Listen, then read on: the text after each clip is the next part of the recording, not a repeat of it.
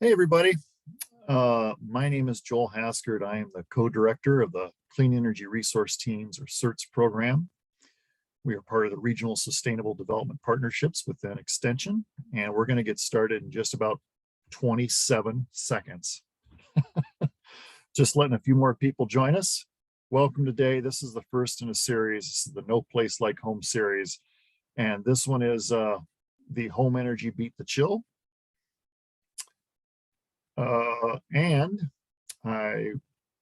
I'm looking at our chat there, but I'm also going to say we've got a couple of other presenters today besides myself. We have Melissa Birch on, as well as Alexis Troschinetz. But first, I'm going to advance the slide and show you that we have this series. So you can see today's January 18th, but you can see the rest of these outstanding presentations coming up in the weeks ahead. So I hope you'll join us for these. And at some point, we're going to do a poll. I think we're going to do, if we have the Masters of Ceremonies, Rick, if you can help us with the poll number 1, would that be okay? Oh, and there it is. Why are you participating in today's webinar? This is the magic part where we watch the lines bop around.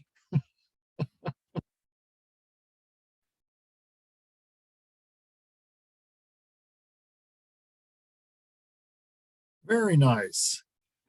We'll give it just maybe 5 more seconds and then we're going to close it up. But it looks like for both professional and personal use comes in first, for personal use second, and for professional use third. Fantastic. Welcome all. Hopefully there'll be a little bit of something for everyone here.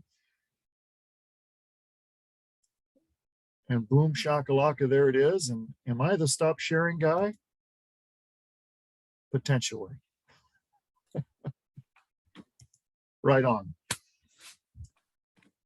So moving on. Oh, and there he is. You know, he's the master behind the curtain. But this is the guy we have to thank for making all this happen.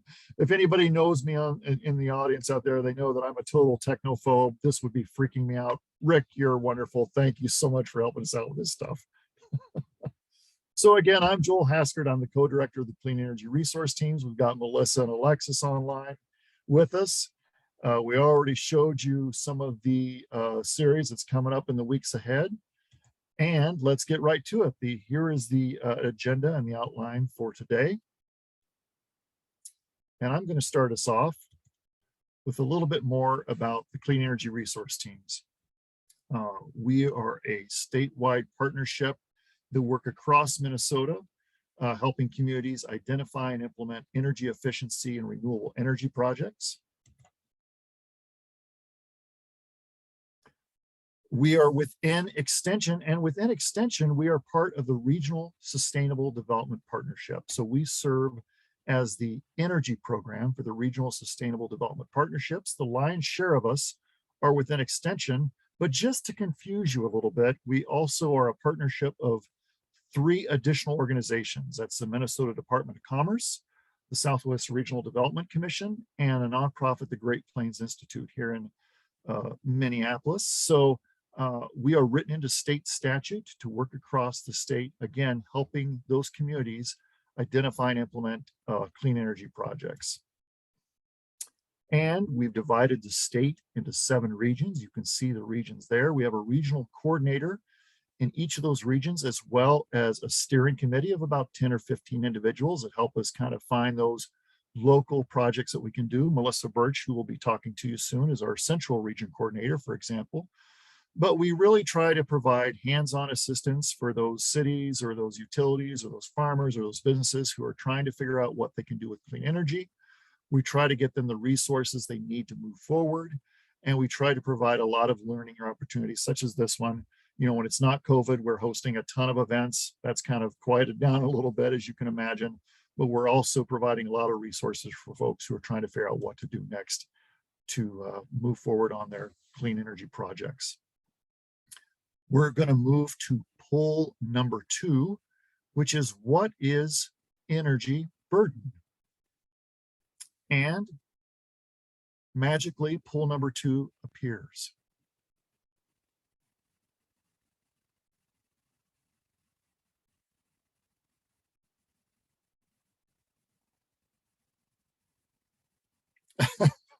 Got a whiz crowd today.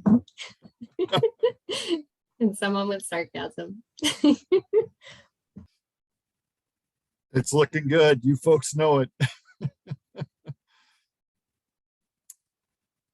We'll give it just 5 more seconds. And we will end the poll.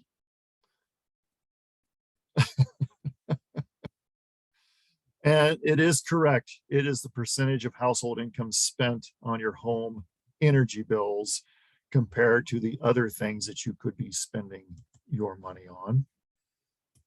And as I advance the slide, this graphic is showing you some people have the uncomfortable decision to make whether they're going to be heating their home, for example, or buying groceries or paying for medicine. So most of us are lucky that our home energy burden is 3% or lower, but some Minnesotans have to pay 20 to 30% of their income on their energy. So we think that this is an important problem to tackle, and we look forward to talking to you a little bit more today on some of that. You can also see where energy burden is the greatest in Minnesota. This is by county, obviously. And you can see that it would take us a long time at the current rate of weatherization to make sure that we could weatherize all the eligible homes in Minnesota. And in my mind, the weatherization folks that we have in this state are real heroes. They're the folks on the ground doing this fantastic work. And we've got to support them and get them as much financing as possible, because this is really important work that they're doing. But as you can see from these statistics, there are almost 500,000 households that were eligible for energy assistance in 2017. Of those, 133,000 received energy assistance, and of those, 1,700 were able to receive weatherization. So CERTs has been working along with a lot of other partners on what we call the Under 5 campaign. This is a very optimistic goal, but we would love to see how in the world could we reduce the energy burden for all Minnesota families to under 5%. So again, it's an all hands on deck approach. We know our energy assistance and weatherization service providers are a key piece of this puzzle, but we're also trying to figure out ways that we can help sort of move this project forward as well. So how do we do this work? We try to meet people where they are. We try to send them to the right resources to get energy assistance and reduce their energy burden. We try to figure out ways that they can do things in their own home or within their own community.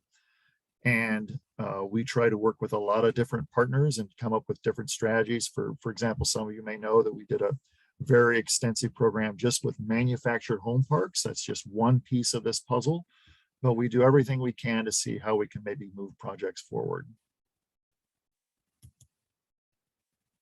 And with that, I'm going to turn things over to my esteemed colleague, Melissa Birch. Great, thanks so much.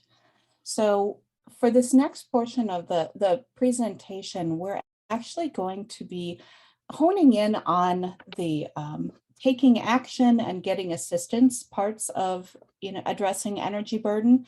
And the upcoming slides are drawn from some presentations that are going to be available on our website for use in your outreach, whether that's in your community or in your work. So the slides will be available for your use from our website. So we're going to talk a little bit about getting to know your home's energy use, as well as energy assistance, weatherization, and then some steps that you can take that are no cost, low cost, or a little bit bigger investment to save money on energy. So starting with getting to know your home's energy use. The real important thing here is take a look at your utility bill. And for a lot of folks, that can be a little bit intimidating because there's a lot of information on there, and sometimes it's not always really clear what all of it is. So we want to focus in on three things. One is the total electricity, or in the case of a natural gas bill, the total natural gas that's used. So in the case of electricity, that's going to be in kilowatt hours, and an average Minnesota home uses about 800 kilowatt hours per month.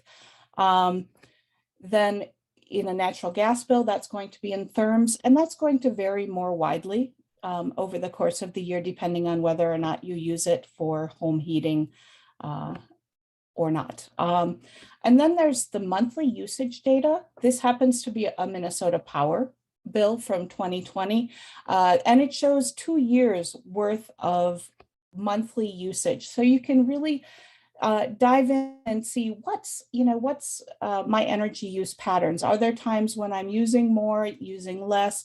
And if so, how can I figure out what are the ways that I can reduce my bill? And then finally, there's what we've labeled the scary stuff, which is really the line items in terms of the bill. And so on those line items, we'll focus in on two of them, the first two. The first one is a service or customer, or sometimes called an access charge. And that's a flat fee that you pay whether you use any energy that month or not. In this case, it's $8. In some parts of the state, particularly those areas where you saw the darker blue out in the rural areas on the energy burden map, that may be higher because they may have higher costs at the utility for serving those customers in the really rural areas. So in those areas, you might see fixed fees of $20, $30, even above $40 a month. The next one is the energy charge, and that's based on your usage. And that's where you can really start to make a difference in your energy bill. So taking a look at some monthly data. This household, it happens to be mine. So I know what those spikes happen to be. We had a furnace go out in March of 2018, and we heated with space heaters. And you'll see space heaters are a really, really inefficient way of heating your home. And we'll talk more about space heaters later on, but that was one big spike there. Non-LED holiday lights was another big spike. So switch out your old bulbs, whether that's holiday lights or just the regular light bulbs that you have, switch those out to LED, really, really important. So you might also be able to track your energy use online. Depending on the utility, different utilities have different access in terms of what you're able to see online. In this case, this is screenshots from Crow Wing Power's Smart Hub app, and it actually offers data by hour each day. So you can really see, okay, this is when I'm using the most energy. And so what might be the things to really reduce my energy use?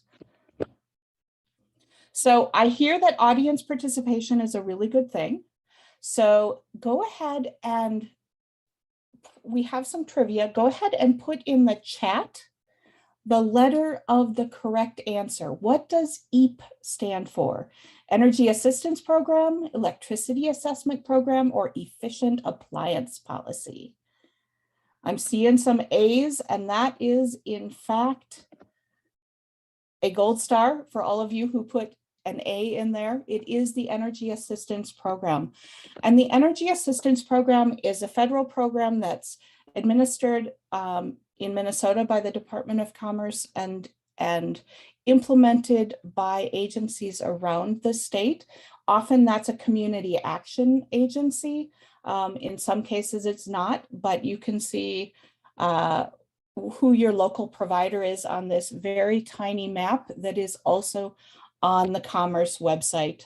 So you can zero in on who who the provider is in your region, but energy assistance provides help in paying energy bills. And so reducing energy burden by increasing the amount of monetary resources that a household has to pay for energy. It's for income qualified households, including renters. Weatherization is a longer term solution that helps homes become more energy efficient. So folks who qualify for energy assistance then can get added to the weatherization assistance program list. And in some cases, you know, as the program works its way through the list, folks can get things like insulation, air sealing, weather stripping, and a variety of other measures to make their homes more energy efficient. And on average in Minnesota, once weatherization takes place, households see 25 to 30% reductions in their energy bills. So it's a really big deal to get those homes weatherized. On energy efficiency or energy assistance, eligibility is based on income. So to be eligible, for instance, a family of 4 can earn up to 60% of the state median income, which is about $65,000.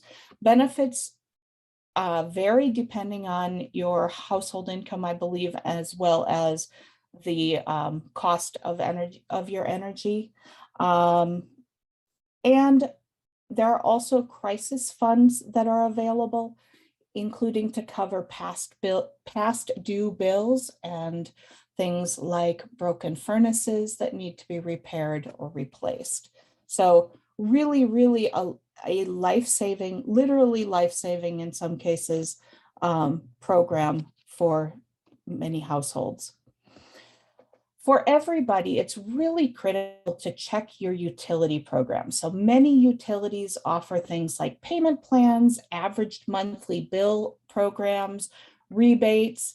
They might offer a residential home energy assessment where they can actually help you identify in your specific home where you might reduce your energy consumption, and additional efficiency programs for income qualified homes.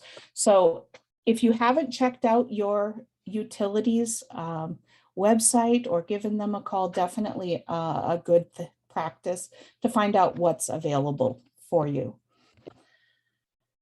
So here's a little bit, maybe a little bit trickier trivia question. What is required for protection under the cold weather rule? Do you A, apply to a community action agency, B, call the utility to set up a payment plan, or C, own the building? And we do have, oops, okay, there we go. I am seeing several B's. That is correct. So this is a lot of people have heard of the cold weather rule, but not everybody necessarily knows what's required. And so this is a really key point. The cold weather rule in Minnesota protects residential customers from having their heat cut off because of unpaid bills or whatever between October 1st and April 30th. However, in order to have that protection, you have to contact your utility and you have to come to an agreement on a payment plan that is reasonable for your household in order to receive that protection. So that's super, super important. There's some other fine print.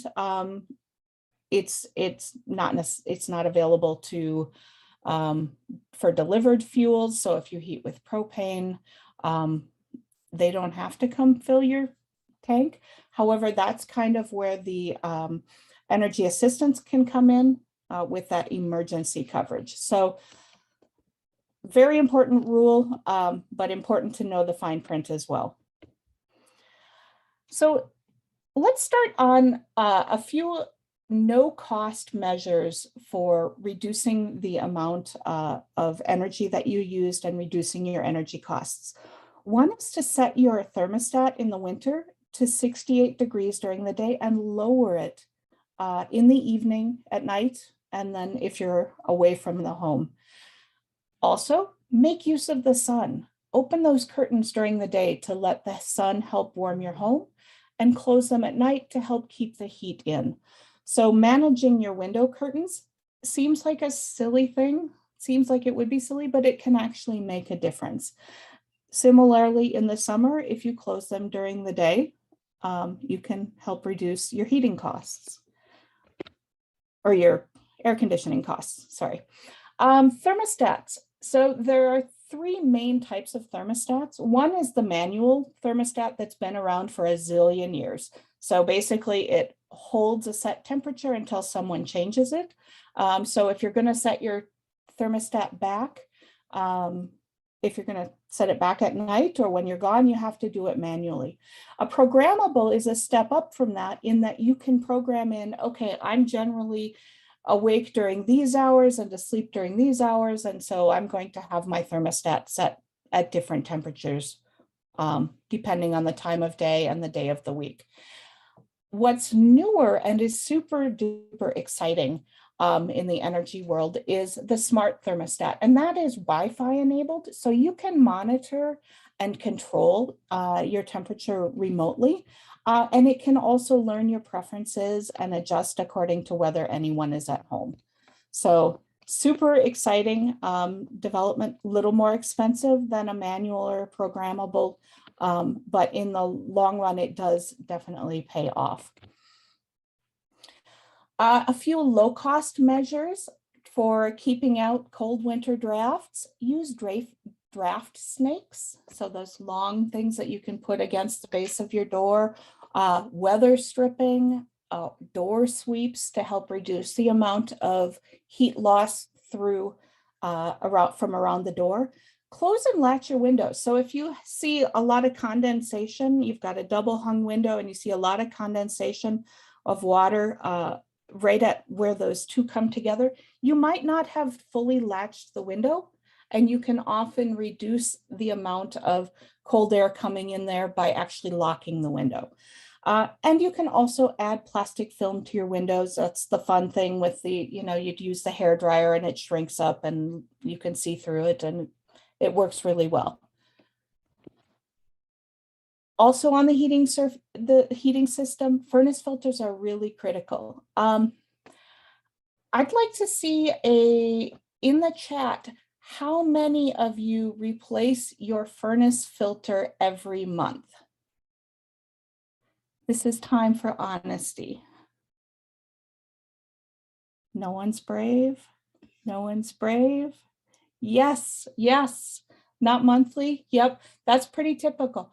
To some folks, have really had the experience of. So yep, some folks do it every 3 months. When I first moved into a home where I had a forced air furnace, I didn't know this. And about 4 years later, I pulled the filter out when I learned it existed. And I have pets, and it was not a good situation. So if you do have a forced air system with a furnace filter, be sure that you change it every month. It helps keep your furnace running more efficiently, and it helps make sure that it doesn't die as soon. So excellent. Space heaters, just say no. Don't do space heaters. So space heaters, as you saw in that earlier slide, very expensive to operate, very expensive way to heat your home. Also a fire hazard. Space heaters are responsible for more than 20,000 home fires every year. So not, and I mean, there was just an example in New York earlier, about a week ago, where a lot of people died in an apartment building because of a space heater. So definitely a fire hazard. If it's hard to heat your home to 68 degrees in the winter, then it's time to contact your utility or contact the weatherization assistance program to see what your options are for improving your insulation, for improving your heating system. It's much better to do that than take the risk of using a space heater. Okay, which label helps you identify energy efficient products? Is it A, Energy Saver, B, EPA approved, or C, Energy Star? I see winners, many winners. Yes, it is in fact Energy Star, C, Energy Star. So for instance, when you are looking for an air conditioner, air conditioners, they cool your home. It's really nice. They dehumidify. Look for an Energy Star air conditioner with a high EER rating. Higher is better. If you have an air conditioner, be sure that it's properly sized and that it's cleaned regularly. You don't want one that's all clogged up with lint and dust and pet hair and random other things. And also consider an air source heat pump, which Alexis is going to talk about in a minute or two. So, fans rock. We love fans. So window fans, put them in the window blowing in at night, and you're using you're using free cooling from the out of doors. It's lovely. Indoor fans, they don't cool rooms, they cool people. So if you're not in the room and it's not blowing on you, you go ahead and turn it off and just have it on when you're in there. So fans, definitely a yes. And finally, this seems like it would be obvious, but it's not always. If you're running the furnace or the air conditioner, be sure you close all the windows and doors. It's not efficient to try to air condition the out of doors or heat the out of doors. There's a lot of air out there and it just doesn't work very well. And so with that, I'm going to hand it over to my colleague, Alexis. Thanks, Melissa. Melissa just went through a lot of great tips on how to save on our home's space heating and cooling needs. And I'm going to continue in that topic a little bit here, talking more about energy tips and projects that might cost a little money. So digging deeper for those energy savings, but it might have a bigger price tag with it. So the first thing I'm going to talk about is air sealing here and insulation next, and they kind of work together. And the metaphor I like to use is think of a winter coat, and we're talking about the part of your home that's between the indoors and the outdoors. So the walls, the attic, the roof, the basement, the foundation, that whole layer. And if you think of like your home's wearing a winter coat and you have a broken zipper or a hole in the side, the air is able to just come right in, right in through that hole. And we have holes like that in the perimeter of our home. And this image here is showing the most troublesome spots in a home where air can just leak right in. Now there's a do-it-yourself component here where you can buy some caulk and some spray foam and get those easy to access points filled in so that the air is not coming right in. However, there are more technical spots like around a chimney or buried under insulation up in your attic where a contractor could be more helpful. And so that's where, you've got a little bit of a price tag there, but a lot of great energy savings when you tighten up the home of your house. Then we think about the thickness of that winter coat you're wearing. Is it just a single fleece jacket or is it a nice thick down jacket? And so that's where insulation in our home comes in. It can come in a lot of different materials like fiberglass bats and blankets. There's a loose material called cellulose that gets blown in. And then there's spray foam that you see on the right here. And the number we're trying to keep in mind here is called the R value for insulation. And that's insulation's thermal resistance. And higher is absolutely better with R value.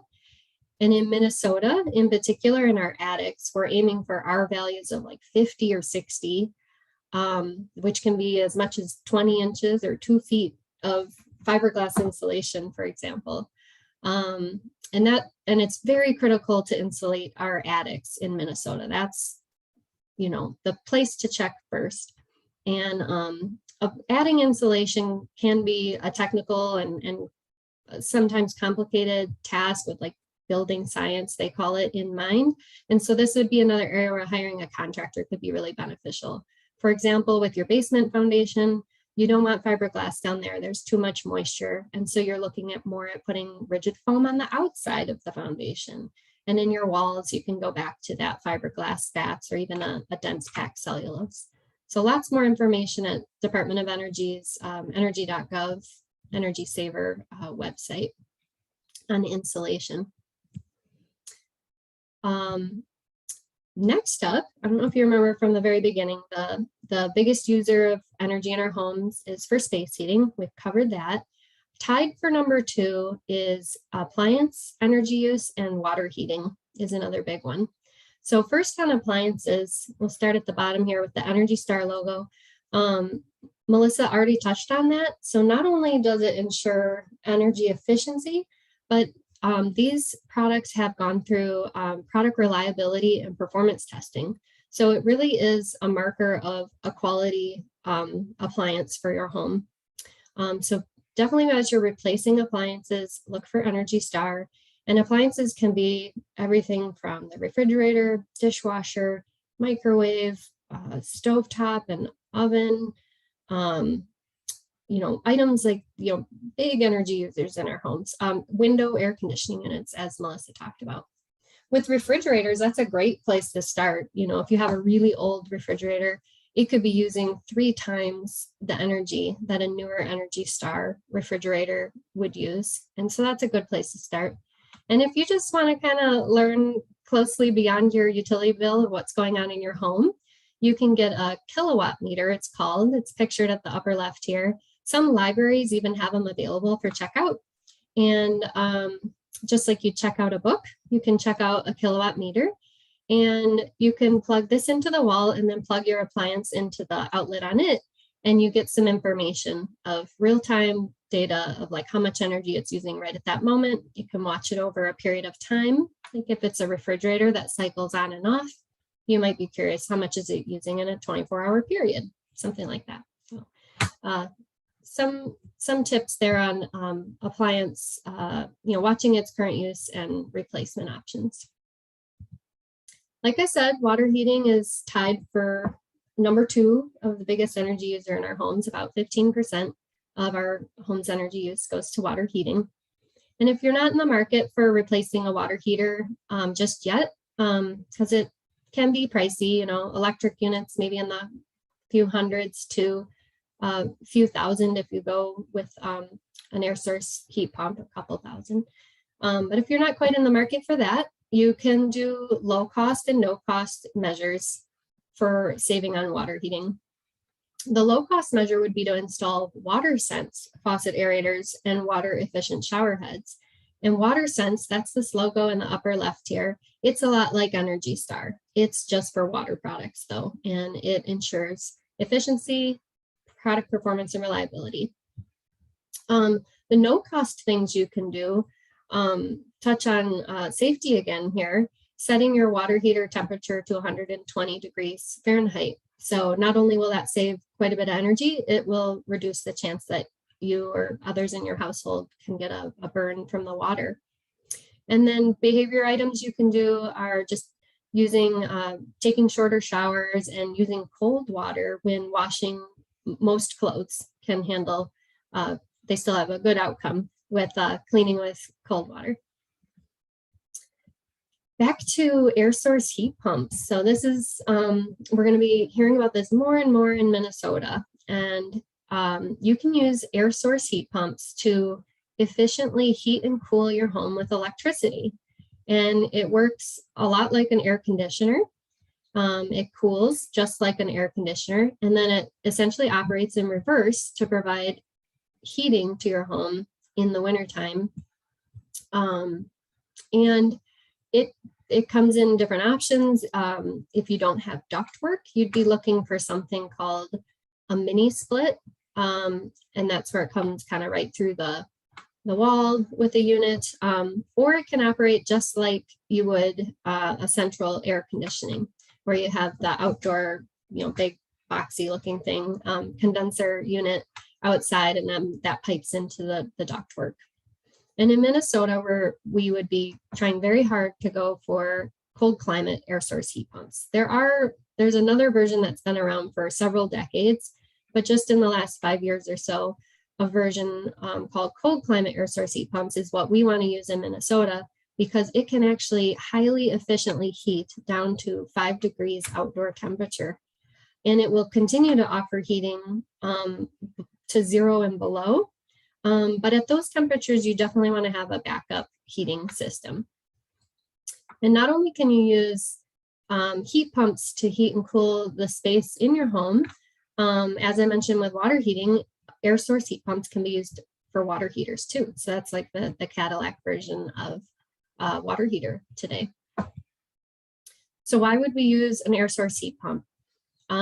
Well, to save on our utility bills. And this would be especially the case if you are already heating with electricity, like electric resistance baseboard heat, or using delivered fuels like propane or fuel oil. So like propane in a forced air furnace.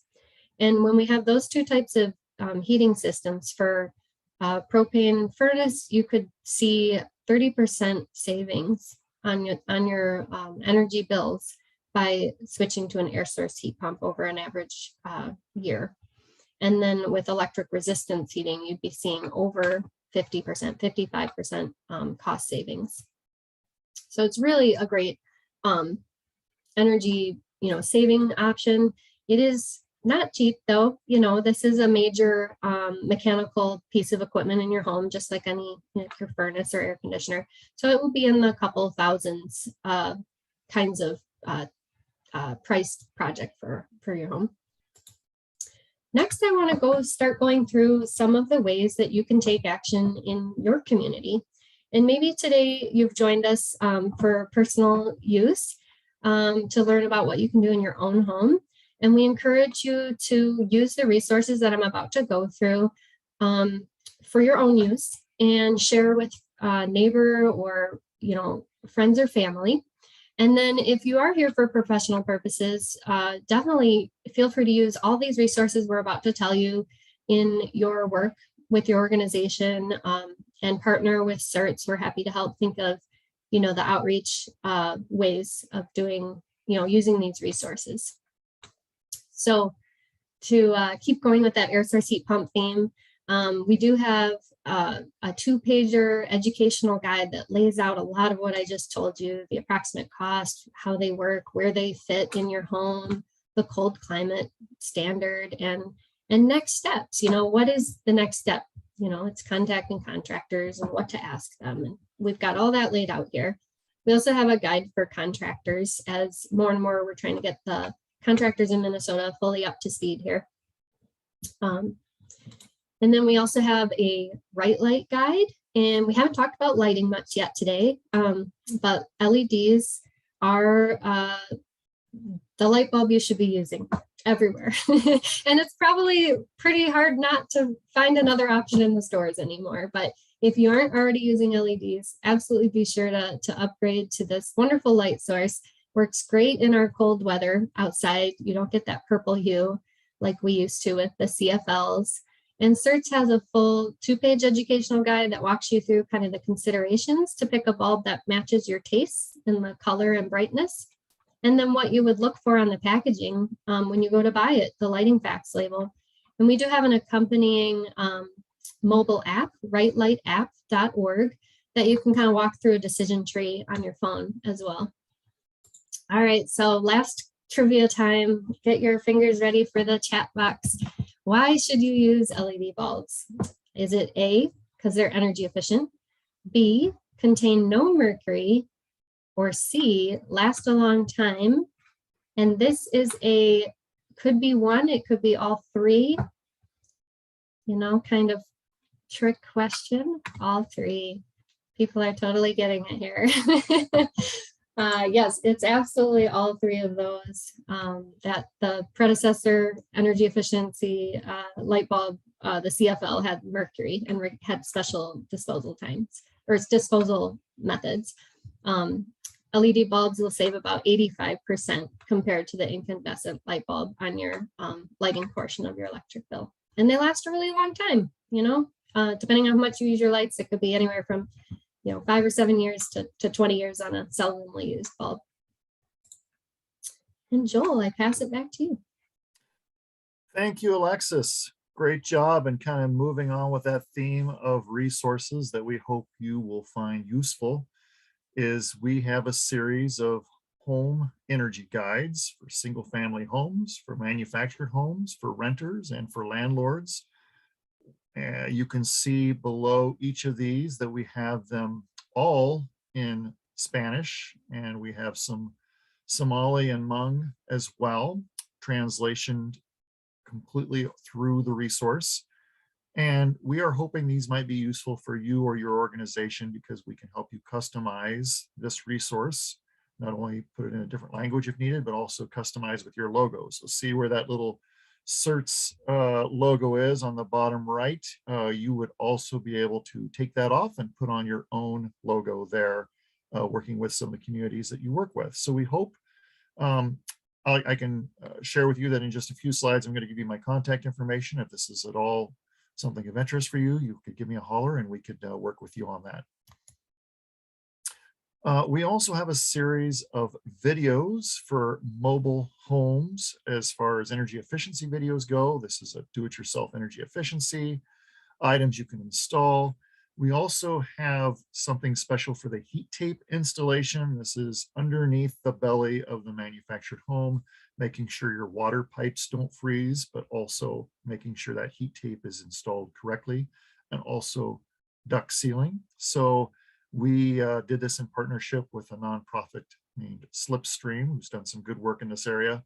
And we hope that this would be useful to you. These are also translated into Spanish. So these are in English and in Spanish. And again, we would hope this could be useful to some of you or some of the organizations you work with. If you can't find it on our website or under the link that we provided there, let me know. I can get you to it and we can go from there. Moving on to sort of that idea about videos, we have several energy efficiency videos that we would love for folks to utilize. So you can see they kind of go through an overview of energy efficiency, how to insulate and ventilate a home, indoor air quality, and then our beloved Minnesota issue, ice dams. And thank you, Shaylin, for putting some information into the chat as well. And finally, we have slide decks for you to use. So you can see some of the topics there: energy for single family homes, energy for manufactured homes, energy for renters. Again, these could be personalized for you and your organization, but we have some of this information, some of it that you've seen today. We could provide you with the slides. You could do your own presentation. We would love to work with you on that. We're always thinking that resources are only as good as they're being used. If they're papers that are sitting on a shelf or slides that are sitting on a computer, they're not doing anybody any good. So we hope that there might be some reasons or ways that you would be able to share with some of the communities that you work with. It is the final poll where we turned to the man behind the curtains, Rick, who has already opened up poll number 3. From what you have learned in today's presentation, what do you plan to do to beat the chill in your home or community? And we'll give folks a little bit of time to look through these and see if there's anything that they would consider doing, or maybe you're already doing, but hopefully I think it has to be because of this presentation, right? Seeing some answers pop up, which is wonderful.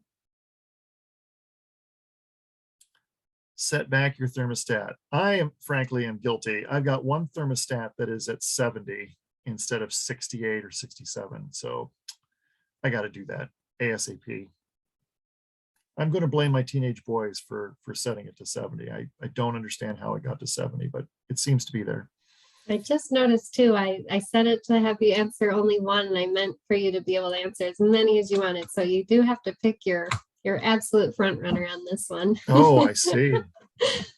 We just made it tougher for everyone. it Ooh, is a hard choice. We've got a then. three-way tie. Oh, nope, set back. Your thermostat is taking the lead. It's like a horse race here. Mhm. Use LED lights. Oh, nope, seal up leaks and drafts, but set back. Your thermostat has again taken the lead. Fantastic. We're going to end the poll here in just another 10 seconds or so. But it looks like setting back your thermostat a few degrees. Absolutely. And seal up leaks and drafts with weather stripping. It's that time of year, or it has been for a while. Use LEDs, coming in good. Oh, good. There's a couple share CERTs home energy guides. Oh, be still my beating heart. Thank you. Let's go ahead and end the poll here, and moving on.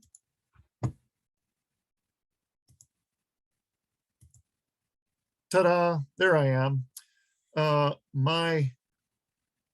Yes, the phone number and email would be perfect. If you want to just give me a quick holler and say that you need one of those resources or you have more questions or anything like that, I'd love to help. So if I can't help you, I'd be sure.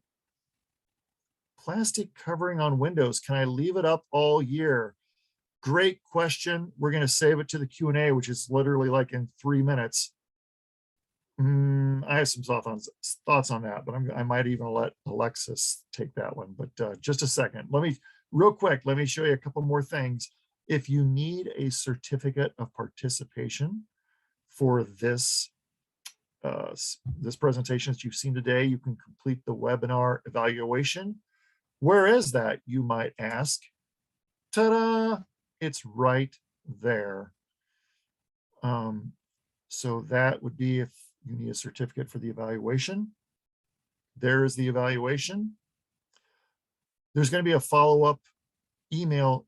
You can either do the evaluation now, or you can do a follow-up email in early May. Both, actually. We'd love for you to do both. Do the one now, and then you'll see one in early May as well.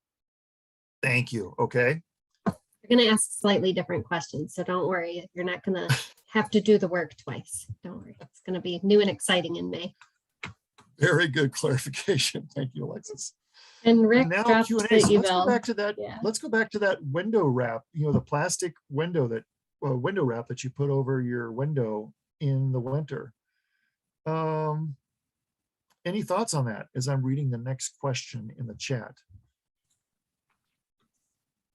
I don't know if Melissa has strong thoughts. I say it's all about kind of the quality of your windows, and if they do seem really leaky, you can keep them sealed for summer if you use air conditioning, because you're going to be keeping your house nice and sealed up for air conditioning. Like some folks I talk to who have like bad allergies, they're really, they keep the house pretty closed up all year long to keep the indoor air quality better for their allergies, right? And in that case, sure. But if you're the kind of person that likes to, open the windows and let the outdoor spring air and summer air come in, then you wouldn't necessarily need to keep that plastic covering up all year long. Hope that answers your question, Janice. Very leaky, and the windows don't work well. They open, but they don't close. Yeah, sounds like the plastic film is exactly what you need then to tie you over until some window replacements, which we didn't cover. Sometimes people wonder, should I upgrade all my windows and doors? And that is more about home comfort. And if you have the finances to put toward that, everything we've talked about today should be done before upgrading windows and doors, unless it is a flat out broken one that won't close, or it's got a big issue with it. But typically windows and doors, to be honest, they don't have an actual energy payback because they're just such an expensive item to install, but they are an essential item to have functioning on a home's envelope. So I want to go back to Robin's question. My energy bill states that I use 110% more natural gas than my neighbors, and I can't figure out why. Any ideas?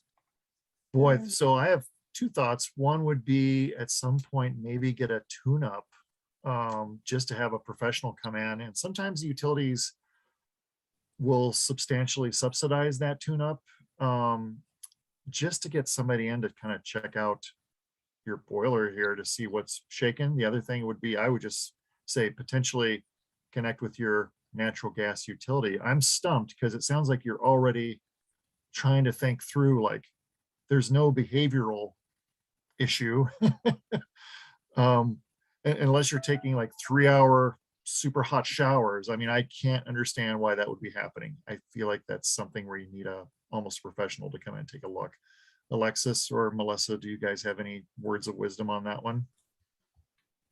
The age of the furnace too. I'm guessing it's a forced air natural gas furnace, but Joel mentioned a boiler, so it could be radiators. Sorry that I don't know enough yet about your heating system, but either case, like you could have if you have a very old system, it might be operating more at like an 80% efficiency if it's drafting up through a chimney, or if the heat exhaust for your system goes up, then it's likely a very old heating system. When you see white PVC pipe and it's going horizontal out the house, that's a much newer heating system, a furnace that's maybe more in the 95% efficient. And when we're talking from 80% to 95% efficient in Minnesota, that can really add up. Really, of course I'm hungry. Let's see. And folks might need to mute if they're not, but do we have any other questions as we're kind of wrapping up for today?